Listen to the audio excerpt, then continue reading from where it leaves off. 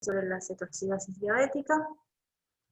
Nuestros objetivos son comparar los distintos protocolos en el manejo de la cetoacidosis diabética, conocer los puntos de controversia, definir los criterios y factores de riesgo del edema cerebral.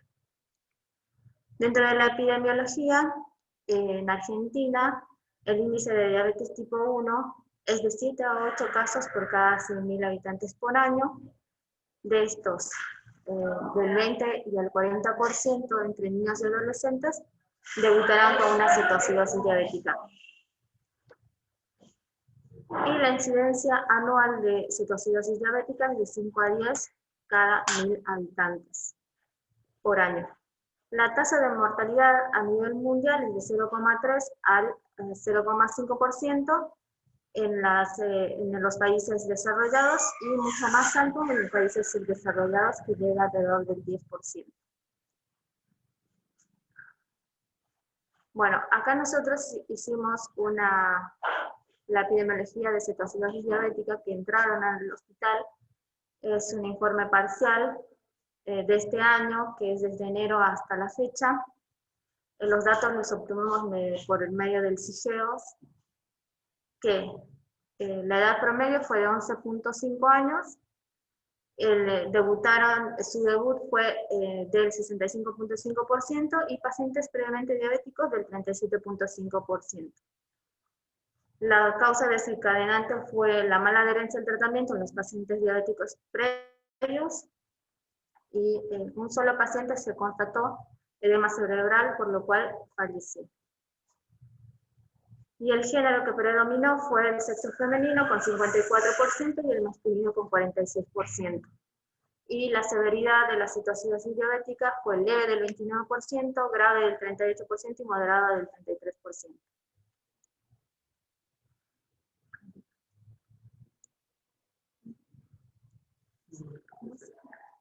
No. Bueno, vamos a hacer una pregunta en esta diapositiva.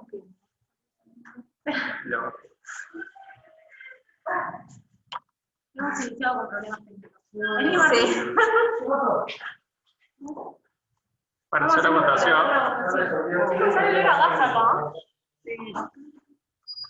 Bueno, ahí estamos. Bueno, vamos a iniciar una votación. Espero que nos contesten todos. Bueno, la pregunta: ¿cuál cree usted que son los criterios para el diagnóstico de una cetoacidosis diabética? Ahí les dejamos las opciones. Ustedes vean y pongan el que crean conveniente.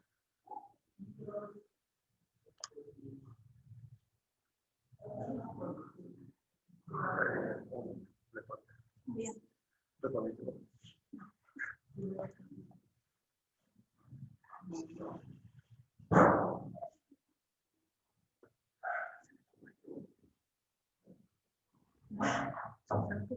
¿Ahora Anita se ve todo ahí? ¿O no? No sé. No.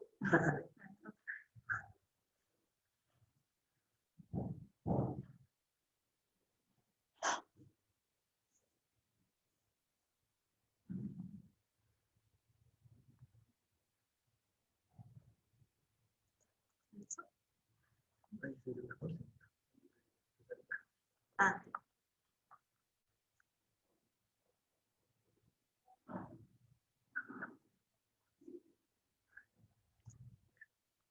Bueno, finalizamos la votación y todos eligieron la opción de pH menor a 7.3, bicarbonato menor a 15 y glucemia mayor a 200, cetonemia más de 3 milimolitros y cetonuria 3 cruces. Muy bien. Bueno.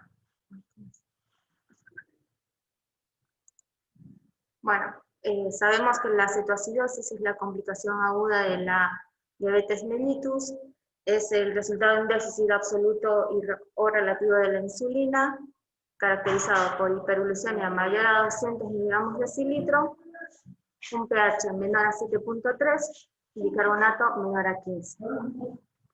Cetonemia más de 3 milimol litro y la cetonuria, que serían las 3 triples. Y la cetosis es la triada característica de la poliuria, polidipsia y pérdida de peso, con lo que el paciente no llega a presentar una acidosis metabólica ni deshidratación. Es un estado catabólico de grasas en ausencia de la glucosa efectiva.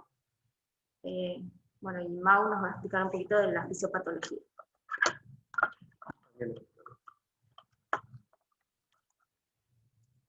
Bueno, les voy a hablar un cachito de la fisiopatología. La glucosa es el ente más importante en la energía del cuerpo, que proviene de la digestión de los carbohidratos. Las células beta del páncreas liberan la insulina. Estos nos van a permitir introducirlo como cotransportadores para el ingreso de la glucosa en la célula. En otros pacientes diabéticos donde hay un déficit o una insulina ineficiente, este transporte al interior de la célula no se va a producir y va a producir una inanición metabólica. Esto va a promover la liberación de las hormonas contrarreguladoras debido a que tenemos glucosa abundante en el torrente sanguíneo, pero que es inefectiva. De esta manera, el glucagón, la epinefrina, el cortisol y la hormona de crecimiento van a hacer que aún más se eleve los niveles de glucosa. Sin embargo, a nivel del hígado se va a activar la vía de la glucogenólisis y la vía de la gluconeogénesis con el metabolismo de los lípidos y proteínas para aún más subir este nivel con el objetivo de satisfacer las necesidades energéticas. A nivel renal se va a producir un aumento o un exceso de la capacidad de filtración y reabsorción de glucosa, lo que va a hacer que esta se pierda por orina. Sin embargo, no se pierde sola, sino con agua, sodio, potasio y cloro, dando lugar a la diuresis osmótica. Esto nos va a dar los síntomas que tenemos: la poliuria, deshidratación y la sed excesiva. A nivel del tejido adiposo se va a producir la lipólisis, liberación de triglicéridos y ácidos grasos que a nivel del hígado van a ser captados y transformados en cuerpos cetónicos. Los principales son la acetona, el ácido beta-hidroxibutirato y el acetoacetato. La acetona es un compuesto volátil que suelen eliminar a través de la respiración con la característica de la respiración dulce. Estos dos últimos, el ácido hidroxibutirato y el acetoacetato, a diferencia de los ácidos grasos, pueden atravesar la membrana hematoencefálica, lo que van a servir de suministro para la energía de las células neuronales. Estos se van a disociar y a liberar hidrogeniones que van a titular el bicarbonato. Cuando se supera esta capacidad del organismo, va a aparecer la acidosis metabólica. El organismo va a intentar compensar esta acidosis aumentando la respiración y va a producir la respiración de Kussmaul. Otro mecanismo compensatorio es la introducción de los hidrogeniones con intercambio de potasio. De esta manera va a haber una hiperpotasemia. Además, por la diuresis osmótica que se pierde el potasio, vamos a tener como consecuente una disminución del potasio corporal total. Esto es importante, ya que en el tratamiento tenemos que monitorizar estos niveles de potasio, porque cuando infundimos la insulina va a reintroducir el potasio y nos va a producir unos desbalances del potasio. Hay que añadir algo más, que debido al potente poder osmótico que tiene la glucosa en el intravascular, va a producir una deshidratación celular. Por consecuencia, el líquido de la célula va a pasar al intravascular y va a producir una hiponatremia dilucional. Así tenemos 3 momentos importantes en el tratamiento del paciente con cetoacidosis diabética. Uno es el momento del ingreso, que por la deshidratación importante puede ocasionar un shock hipovolémico. Una vez instaurado el tratamiento, debido a las turbulencias del potasio, podemos ocasionar complicaciones con la hipopotasemia y las complicaciones cardíacas. Y al final, otro que está ligado al tratamiento es el edema cerebral. Son los 3 puntos fundamentales donde debemos pensar a medida que vamos actuando en el tratamiento con nuestros pacientes.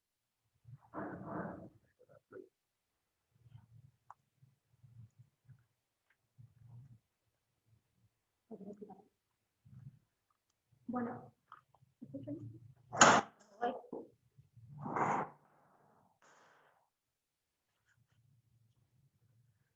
bueno, esto es un cuadro esquemático más que nada sacado del ISPAP del 2018, donde lo que habla más que nada es de las pérdidas de fluidos, sodio, potasio y fosfato más que nada durante la cetoacidosis diabética. Se piensa o se cree, según los estudios, que el paciente en cetoacidosis diabética tiene ya de base una pérdida de fluidos de 70 mililitros,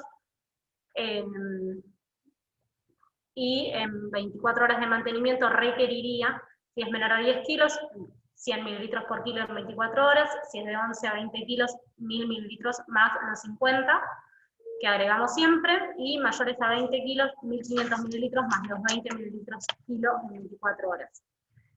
De sodio se cree que tiene una pérdida basal de 6 milimoles y requeriría en el mantenimiento en 24 horas 2 a 4 milimoles.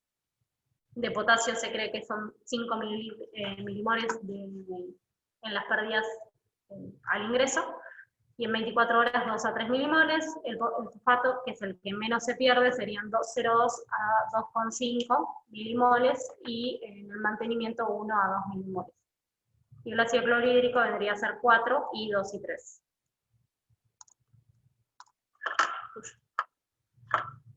Bueno, vamos a empezar hablando sobre el tratamiento y la cetoacidosis diabética. El objetivo es corregir la acidosis y la cetosis, es corregir la deshidratación, restaurar la glucosa en sangre casi a lo normal, vigilar las complicaciones de la cetoacidosis diabética y su tratamiento, e identificar y tratar cualquier evento precipitante. Bueno, vamos a hablar del manejo de la hidratación. Este es un tema aún en la actualidad muy discutido. El objetivo es la restauración del volumen intravascular, intersticial e intracelular, con solamente demostrando que demuestra que la hidratación sola reduce la concentración de glucosa plasmática promedio de 25 a 50 miligramos hora.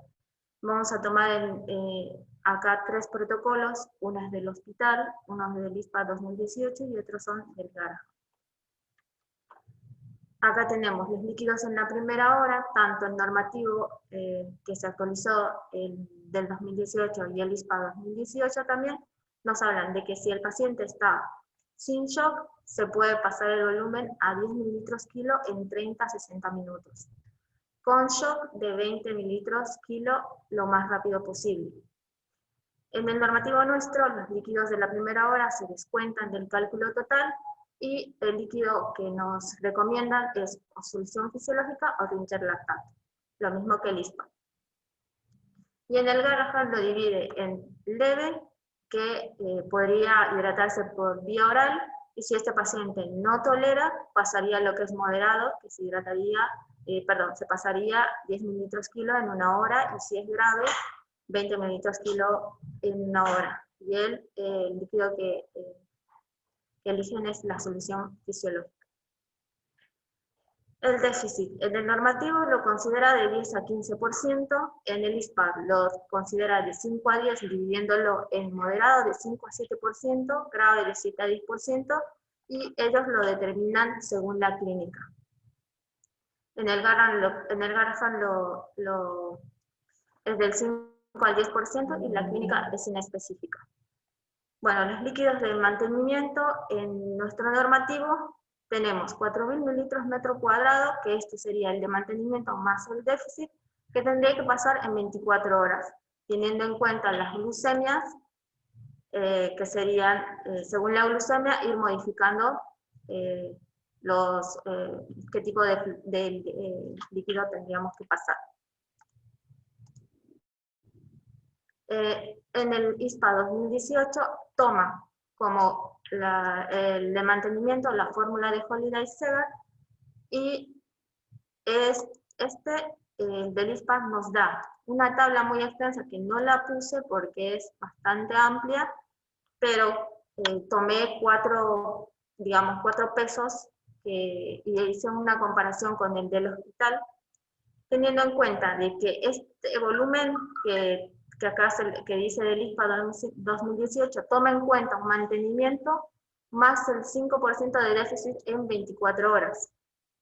Entonces, lo que pasa en 24 horas, ahí ven la relación entre los pesos y nosotros que lo pasamos por superficie corporal, que sería más el volumen que nosotros pasamos en comparación al ISPA.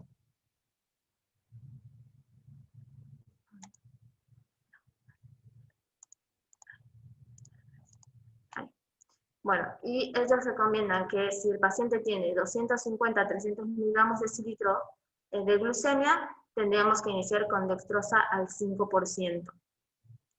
Si este paciente continúa en acidosis y los descensos de glucemia sigue bajando la glucemia, perdón, se utilizaría un dextro al 10% o incluso de 12,5%. El tiempo que elige el ISPAC para pasar todo el líquido es de 24 a 48 horas. El Garrahan lo que hace es dividir al paciente entre moderado o grave. El moderado, 3.000 mililitros metro cuadrado en día, que máximo tendría que pasar 5.000 mililitros. Y el grave, 3.500 mililitros metro cuadrado, que tendría que pasar lo máximo 6.000 mililitros. Y de acuerdo a dónde se encuentra el paciente y qué tipo de glucemia tiene, se va a utilizar del 5 al 2,5%. Lo que hace el Garrahan es que el volumen infundido durante las primeras 4 horas no exceda los 40 mililitros kilo. Y el tiempo que elige es en 24 horas. Tanto el ISPAC como el Garrahan en los pacientes obesos toma el peso ideal para la talla.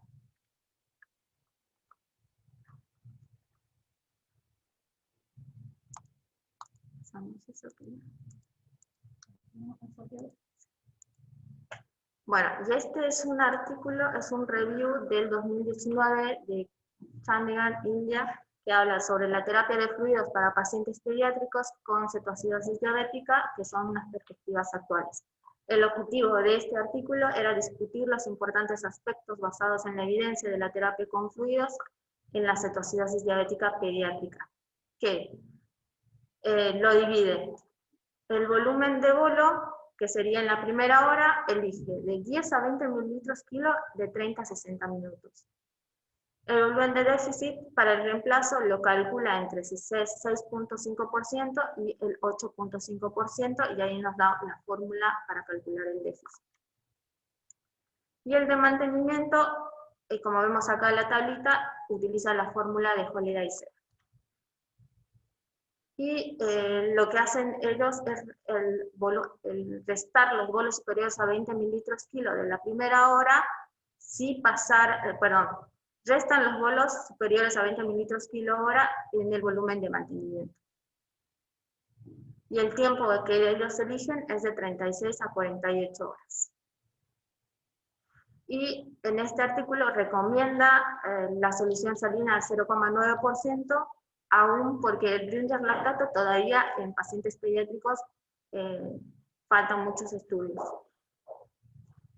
Y la solución dextrosa lo utiliza en las glucemias de 250 a 300 mililitros, y también lo mismo que el ISPAC y el Garrahan, que si estos pacientes todavía siguen con acidosis, si siguen con acidosis y las glucemias van descendiendo, utilizan el 10%, o hasta el 12,5% si lo necesitan.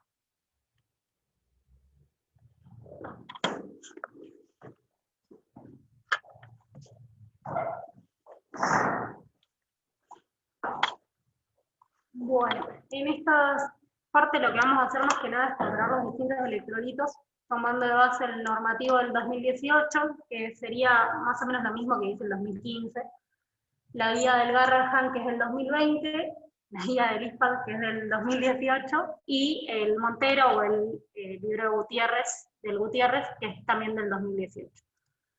Vamos a comparar lo que es el sodio, que básicamente las 4 guías lo que hacen es utilizar el sodio corregido, el potasio, que en nuestro normativo no especifica qué tipo de potasio utiliza, si el potasio sérico o el potasio corregido.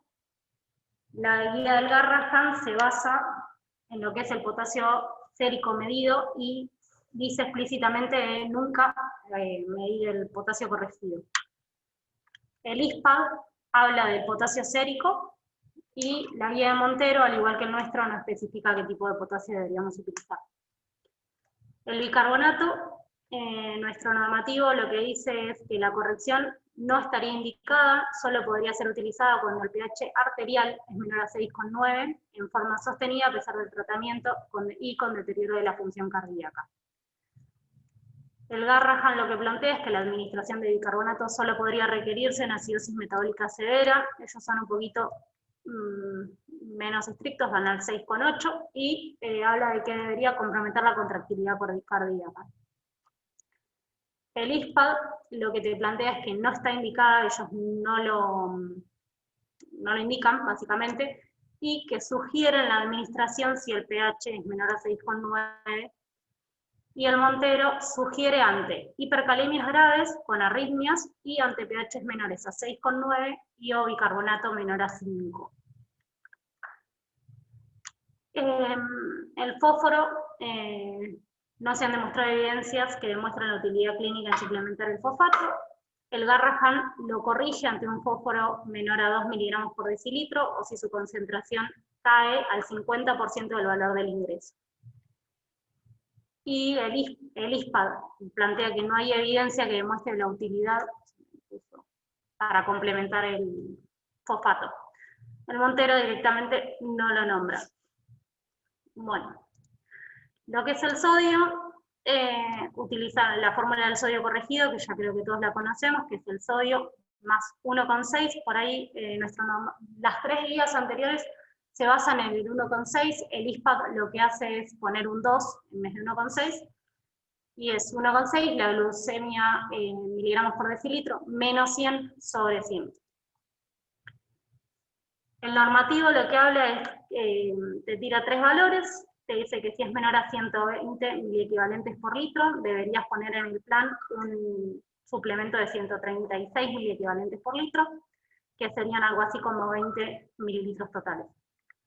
120 a 130 aportan 102 miliequivalentes por litro, y cuando tenemos un sodio de 130 a 140, deberíamos aportar 68 miliequivalentes por litro. El Garrahan pone otros valores y lo que te plantea es, directamente te pone como punto de corte el 130 miliequivalentes por litro. Si es menor, deberíamos aportar 140 miliequivalentes al plan, y si es mayor, deberíamos aportar 100 miliequivalentes por litro. Y lo que ellos sí hacen la salvedad es que si el sodio sérico no aumenta por lo menos 1 miliequivalente por litro por cada 100 miligramos de decilitro que desciende la glucemia, deberíamos aumentar el plan a 140, tengamos el valor que tengamos. El ISPAD, directamente ellos hablan el aporte a partir de los fluidos, comienzan con un cloruro de sodio al 0,45 o al 0,9, y la realidad es que la suplementación o no suplementación la dejan al juicio clínico, basado en el estado de hidratación del paciente y la concentración sérica y de sodio y la osmolaridad total. El Montero habla un poco con lo mismo que el ISPAD, pero te dice que deberías empezar sí o sí con una concentración de 154 miliequivalentes, que sería un cloruro de sodio al 0,9, y que ante glucemias de 250 y 300 miligramos por ciento, deberíamos agregar un dextrosado al 5, y se continuarían con fluidos, pero estos deberían ser siempre isotónicos. Con respecto al potasio, que por ahí es lo que más controversias trae, todas las guías mantienen que el flujo de potasio debería ser de 0,5 miliequivalentes kilo-hora como máximo. El normativo nuestro lo que nos plantea es administrar a razón de 30 a 40 miliequivalentes por litro en todos los planes, y hace la salvedad de que si el potasio es menor a 2,5 deberíamos administrar a 60 miliequivalentes por litro. El Garrahan lo que plantea es que si nosotros tenemos un potasio menor a 2,5, hablando de potasio sérico, deberíamos hacer una corrección rápida, diferir el uso de insulina, y cuando tengamos un valor de 2,6 a 3,4, deberíamos en el plan administrar 20 miliequivalentes de potasio en los líquidos de inicio, y en los de mantenimiento continuaríamos con 40 miliequivalentes por litro. Entre 3,5 a 6 te plantean no colocar potasio en la solución de inicio, corroborar bien la diuresis y administrar 40 miliequivalentes por litro en la solución de mantenimiento. Y en mayores de 6, diferir la administración de potasio y hacer un electrocardiograma. El ISPA 2018 te habla de una administración de 40 miliequivalentes por litro con potasios plasmáticos menores a 2,5, no colocar la insulina y realizar la corrección. Y si se presentan, y otra cosa que aclara es que independientemente de los valores que nosotros administremos, si se presenta una hipopotasemia, habría que disminuir la infusión de insulina y continuar con los planes. El Montero te habla de administrar una solución a 40 miliequivalentes por litro. Sí hacen la salvedad de que esos 40 miliequivalentes deberían ser la mitad en forma de cloruro y la otra mitad en forma de fosfato. Y que ante potasios menores a 3 no pondríamos la insulina y se realizaría un aporte endovenoso, o sea, una corrección.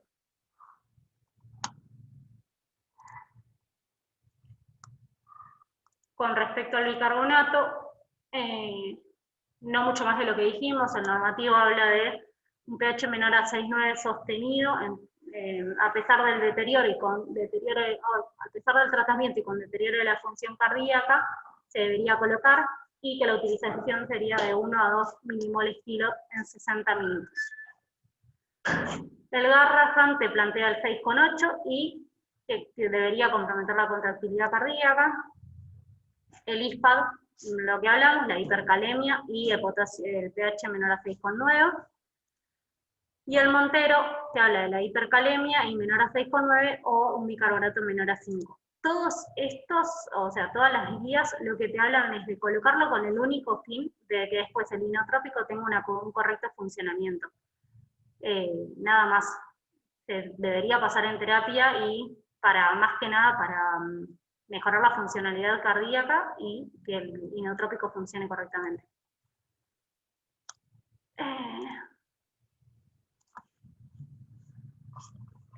Bueno, yo les voy a hablar un poco de la insulinoterapia. Todas las guías no recomiendan usar en bolo y también iniciar el tratamiento una vez después que haya transcurrido una hora de haber empezado los líquidos intravenosos.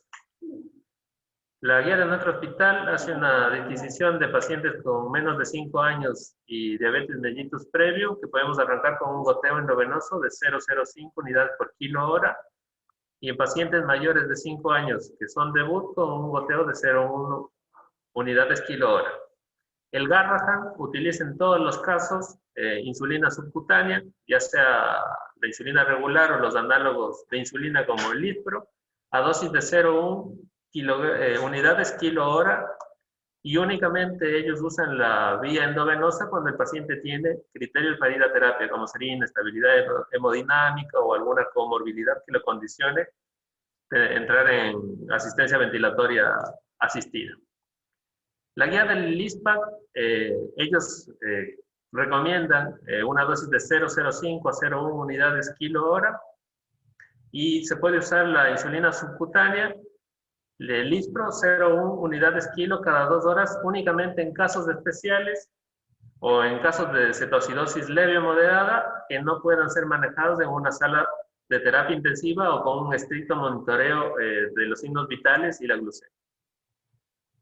Además, vale mencionar que el ANMA recomienda que una vez diluida la insulina en dextrosado o solución fisiológica, tiene una estabilidad química de hasta 24 horas.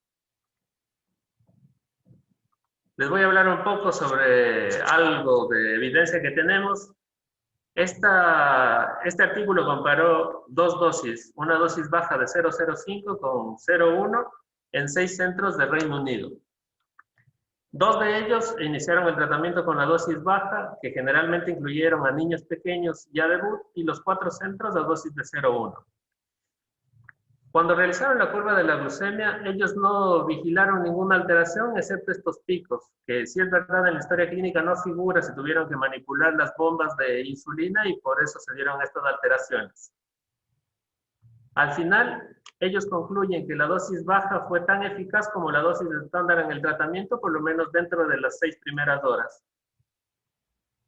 Cabe recalcar que este hospital no tenía un protocolo propio de manejo de la cetoacidosis y ellos recomiendan, sin embargo, medir el ácido beta hidroxibutírico para un mejor control y monitoreo del seguimiento del tratamiento instaurado. Otro artículo que tenemos es una dosis baja versus la dosis estandarizada, pero este es un ensayo clínico controlado que se hizo con 50 niños divididos aleatoriamente en dos grupos. Como se pueden ver en las imágenes, la diferencia entre el descenso de la glucemia no es tan significativo, al igual que en la resolución de la cetoacidosis. Lo que sí en este grupo encontraron que en los pacientes que utilizaron la dosis más alta hubo 5 casos de hipopotasemia sin requerimiento de corrección rápida, únicamente aumentar la suplementación en los líquidos endovenosos. Luego tenemos otro artículo que utiliza unas insulinas subcutáneas o análogos de insulina de rápida acción versus la insulina endovenosa, y tampoco hubo una alteración importante en la corrección de la glucemia. Lo único que ellos llegaron a concluir es que únicamente la infusión endovenosa resuelve más rápido que la subcutánea, con una diferencia de alrededor de 4 horas, siendo sin embargo no estadísticamente significativo. Otro artículo compara la insulina regular subcutánea, y en esta lo que pudieron fijarse es que los pacientes que son debut tardan cerca de 4 horas más relacionado a los pacientes que son diabéticos previos. Y al igual que la hipocalemia se presenta más en pacientes que tienen el debut del diabético, perdón. Ellos no marcan ninguna relación con la hipoglicemia, no hubo muertes, no hubo casos de edema cerebral, y lo que ellos vigilaron es que una vez que llega a nivel de menos de 250 y continúan con la misma insulina con un tratamiento más prolongado cada 4 horas, el manejo glucémico es pobre.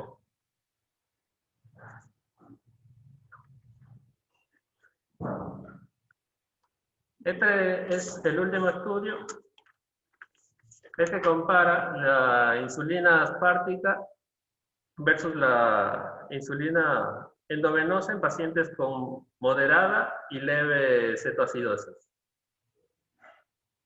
La diferencia en la resolución de la cetoacidosis entre la leve y moderada de los dos grupos es casi, se resuelve en el mismo tiempo. El moderado tarda un cachito más. La única conclusión que ellos sacaron a favor, que tampoco es importante, es que duraron un día menos en hospitalización con una P del 0,05, que sería una buena alternativa para esta cetoacidosis moderada y recuperación rápida, y por ende una menos estancia hospitalaria. El ISPAD también sacó el año pasado una recomendación en contexto de COVID. Lo único que ellos recomiendan es que ante que no se puedan estos pacientes, para evitar la exposición por este virus, utilizar la insulina subcutánea, ya sea la regular o los análogos de insulina rápida. Puede usarse en cetoacidosis leve o moderada. El manejo del líquido siempre debe estar guiada por su impresión del 2018. Sin embargo, siempre es importante el seguimiento meticuloso, debido a que debemos hacer ajustes oportunos para evitar las complicaciones. Las dosis iniciales que ellos recomiendan de la subcutánea es de 0,15 unidades kilo-hora, y la regular de 0,13 a 0,17 unidades kilo, pero esta cada 4 horas. Este es un resumen más o menos de todo lo que hablamos. La insulina está recomendada siempre después de la primera o segunda hora de haber iniciado los líquidos intravenosos. Es una modalidad nueva la insulina subcutánea, pero la insulina endovenosa, que trae más experiencia y es más segura, debido a que al menos acá en el hospital la manejamos y la vigilamos nosotros precisamente, sería una buena candidata de continuar con el mismo esquema de insulina. Lo más importante, no utilizar los bonos, la dosis antes mencionada, el control estricto de signos vitales y laboratorio cada 1 o cada 2 horas, y se puede cambiar a la subcutánea una vez que ya ha resuelto la cetoacidosis.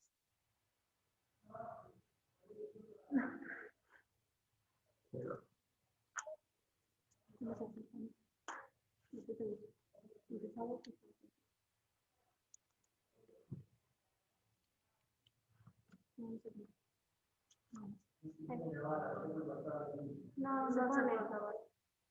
Vamos a salir. Preguntas, ¿no es acá? No, dale, salí.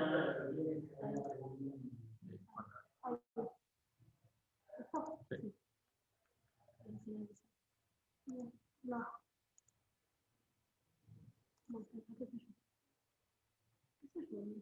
Dejar de compartir el sitio. Acá. Listo. Y ahí inicia votación. Espera.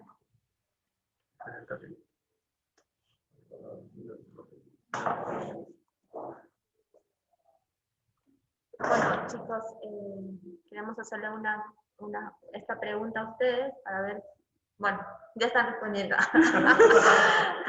¿Cuáles son los siguientes de factores de riesgo para el edema cerebral? Ustedes elijan.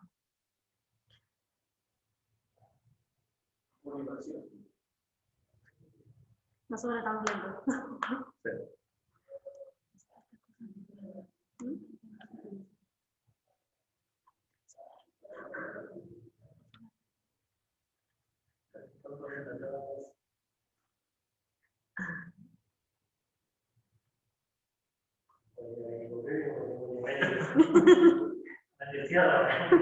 Estamos dudosos, estamos dudosos.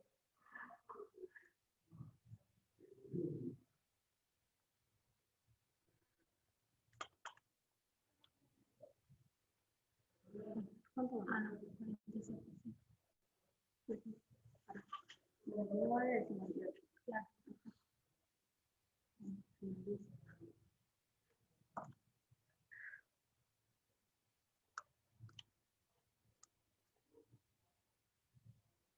Creo que llega a la mitad, aunque sea.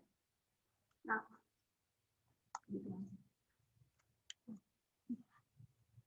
Bueno, cortamos la votación. Estuvo muy peleado los resultados, así que bueno, como vieron, vamos a hablar un poquito de lo que es edema cerebral y ahí ustedes van a terminar respondiéndose esta pregunta.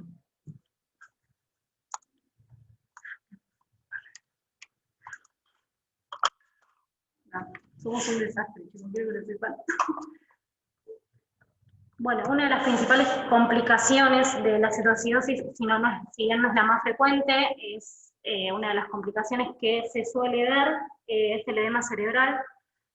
La realidad es que tiene una incidencia del 0,5 al 0,9%, la mortalidad es muy baja, es del 24%, es muy infrecuente luego de la adolescencia, de hecho en la adultez suele no verse, se ve más frecuentemente en lo que es la pediatría, y lo que se plantea es que hay que sospechar el edema cerebral cuando el sodio plasmático no aumenta durante el tratamiento o cuando ocurre un ascenso brusco por la pérdida de agua libre secundario al desarrollo de la diabetes insípida. Creo que más o menos todos sabemos lo que es el edema cerebral, pero bueno, por las dudas es una alteración del estado neurológico, se suele sospechar ante un score menor de 14, y aunque este glauco podemos verlo durante el tratamiento de la cetoacidosis diabética, posteriormente se vio que muchas de las neuroimágenes demostraron que los pacientes, la mayoría, habían tenido edema cerebral. Tiene un par de criterios, tiene unos criterios que son diagnósticos, que ya si los presentan se pueden considerar como que tiene edema cerebral, que es una respuesta verbal o motora normal al dolor, la postura de decorticación o descerebración, la parálisis de los nervios craneales y el patrón de respiración anormal neurogénico, y después tiene una serie de criterios mayores y menores, que lo que se habla es que si presenta 2 criterios mayores más uno menor, un criterio diagnóstico o 2 mayores, o bien un criterio mayor y 2 menores, tendríamos una sensibilidad diagnóstica del 92% y una especificidad del 96%. Los criterios mayores serían alteración del estado mental, fluctuaciones de la conciencia o confusión, una bradicardia sostenida a pesar del tratamiento instaurado, la incontinencia de esfínteres, y los criterios menores se podría decir que son el vómito persistente luego de la primera hora. Si estamos dentro de las primeras horas, la realidad es que no se consideraría. la cefalea permanente, la tendencia al sueño o la letargia, una tensión arterial diastólica menor a 90 y que el paciente tenga menos de 5 años. Hay una serie de factores de riesgo que se dividían en demográficos, otros al momento de la presentación y otros que están asociados al tratamiento. Los demográficos ya podría ser que sea menor de 5 años, el debut diabético, la larga duración de los síntomas antes de la consulta, el momento de presentación, si tenemos mayor hipocamia, mayor elevación de la urea o mayor severidad de la acidosis, y asociados al tratamiento serían el uso de bicarbonato, la falta de ascenso de la anatremia con el tratamiento instaurado, la mayor cantidad de fluidos administrados en las primeras 4 horas, y la administración de insulina en la primera hora de resucitación. El tratamiento en estos casos sería asegurar la vía aérea en caso de ser necesario. Si no es necesario que el niño sea ventilado, no debería hacerlo. La elevación de la cabeza a 30 grados, se podría usar mannitol o solución salina hipertónica, que el mannitol sería una dosis de 0,5 a 1 gramo kilo dosis a pasar en 20 minutos y podría repetirse a los 30 minutos de la misma dosis. Y la solución salina sería de 2,5 a 5 mililitros kilo a pasar en 10 a 15 minutos. Se debería ajustar la administración de fluidos para mantener una tensión arterial dentro de los rangos esperados para la edad. Y en caso de no estar utilizando fluidos isotónicos, en todas las guías recomiendan cambiarlos a isotónicos. En caso de requerir intubación endotraqueal, no realizar hiperventilación enérgica, ya que esto puede generar un estado vegetativo persistente. La tomografía computada, la realidad es que ellos, más que nada, o todas las guías lo plantean como para excluir otras causas de deterioro, como el ACV y la trombosis, no para hacer diagnóstico. El diagnóstico sería básicamente clínico. Y bueno, la realización del ATAC no debería retrasar el tratamiento.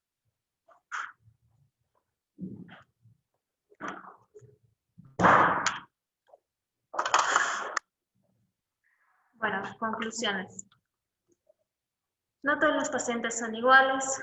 Estar preparados para realizar ajustes permanentes durante el tratamiento. En la actualidad, el manejo de los líquidos de insulina sigue en discusión. El edema cerebral es la complicación más grave principal de causa de muerte y mortalidad en estos pacientes.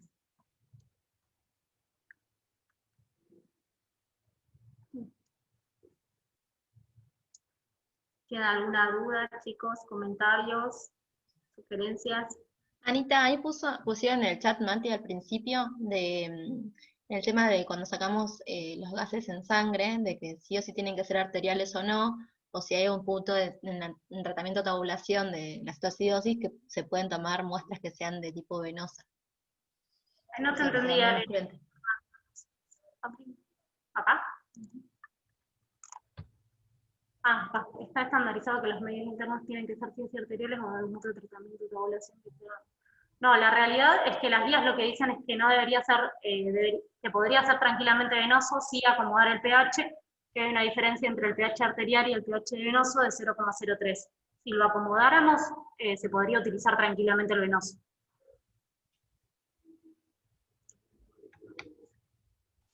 Gracias. Y después Tommy preguntó lo del líquido, que más o menos Carly le contestó, de esto de que cuando ustedes llaman líquido de inicio, si viste que usamos generalmente solución fisiológica, si le agregaremos potasio o no.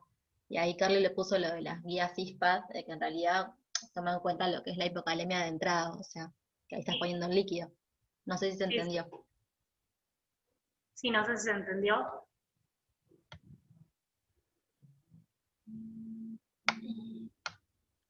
Que es más o menos lo que dijeron en las guías, que es lo que tira la ISPAD 2018.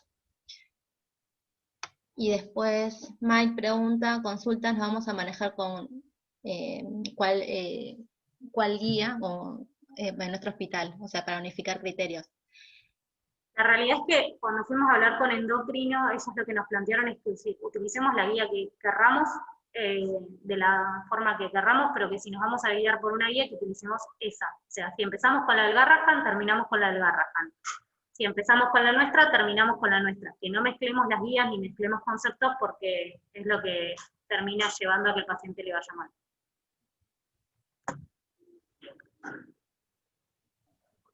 Hola chicos, perdón, no sé si me escuchan. Con respecto a lo que dijo Maine, la verdad que es un interrogante que tenemos varios. Yo el Garrahan no la leí todavía, sí leí la ISPAD, y igual por lo que ustedes pusieron, que nunca me puse a comparar porque la de Garrahan no la leí, la de Garrahan está basada en las ISPAD, ¿no?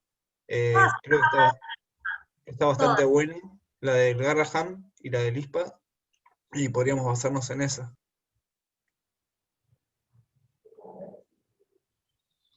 Todas las guías están basadas en el ISPAD, incluso la nuestra. Lo que pasa es que, bueno, según la evidencia que hubo en el hospital y según un par de cosas más, se hicieron las modificaciones. Pero todas toman como guía el ISPAD.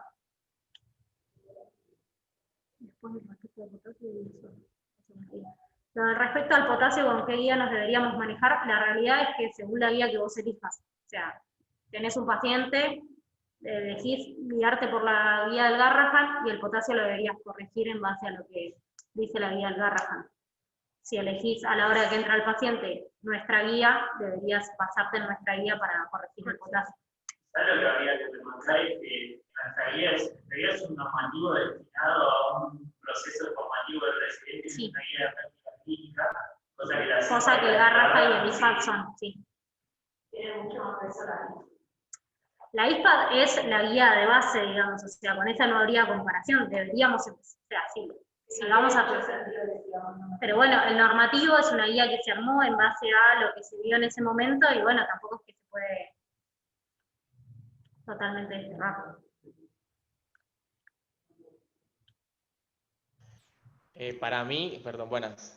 Para mí, la mayoría de los pacientes que hemos tratado en el hospital, o sea, andan bien con lo que venimos haciendo, o sea, no es que estamos haciendo una locura y analizando un poco el manejo de los fluidos de las 3 guías, un día me puse a ver más o menos, a calcularlo estimativamente, tampoco es tan desproporcional porque nosotros descontamos casi todos los líquidos y que le vamos administrando al paciente. Para mí, o sea, seguir lo que venimos haciendo no está mal. Es mi opinión personal. Vemos que los pacientes, la verdad es que la mayoría andan bastante bien. Yo tengo una duda. En cuanto ustedes dijeron la utilización de la insulina, digamos, endovenosa y la subcutánea, que había tenido una mejoría más rápida, digamos, con la insulina endovenosa. ¿Eso en qué estudio lo vieron o cómo? ¿De dónde fue? Te digo, Mari, ¿cuál estudio?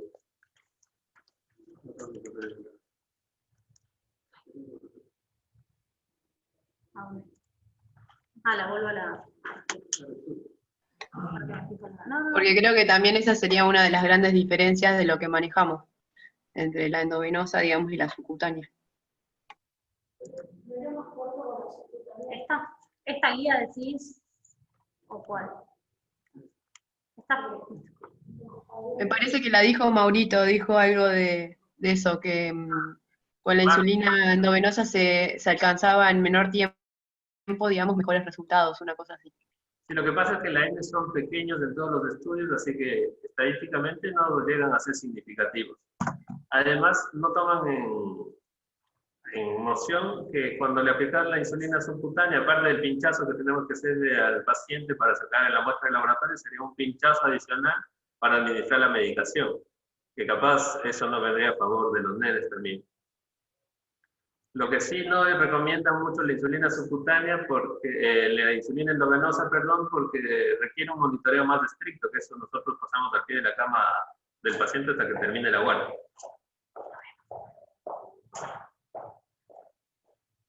Claro, genial.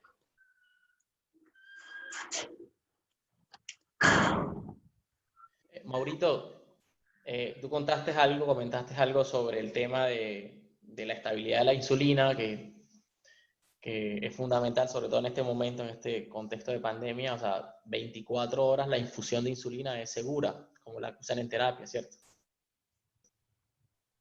Yo digo al momento de prepararla. Nosotros generalmente lo preparamos para 3 horas, ¿no? Ahorita. Sí, hay un informe hecho por la Administración Nacional de Medicamentos, de Alimentos y Tecnología Médica Argentina, donde te indica que la estabilidad clínica, física y química de la insulina una vez diluida es de hasta 24 horas. Mientras se mantenga en el frasco, tiene la fecha de vencimiento del frasco.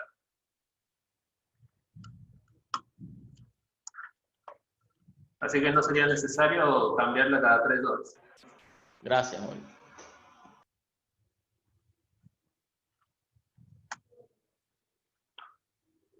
Sí, sí, el Garrahan dice prepararla para 12 horas, sí, es verdad.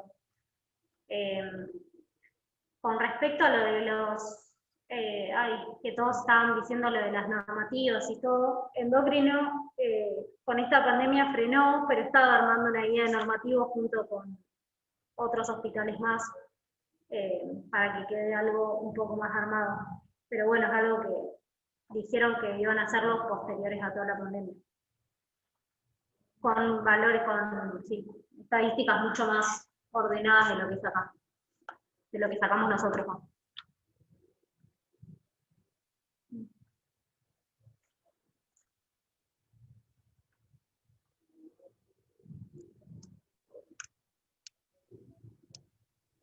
No sé si hay otra pregunta más o no.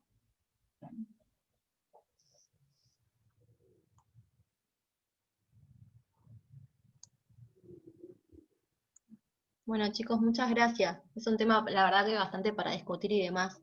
Eso sería lo ideal, ponernos todos de acuerdo y nada, seguir con la normativa y demás. Gracias a los tres. Ok. Adiós.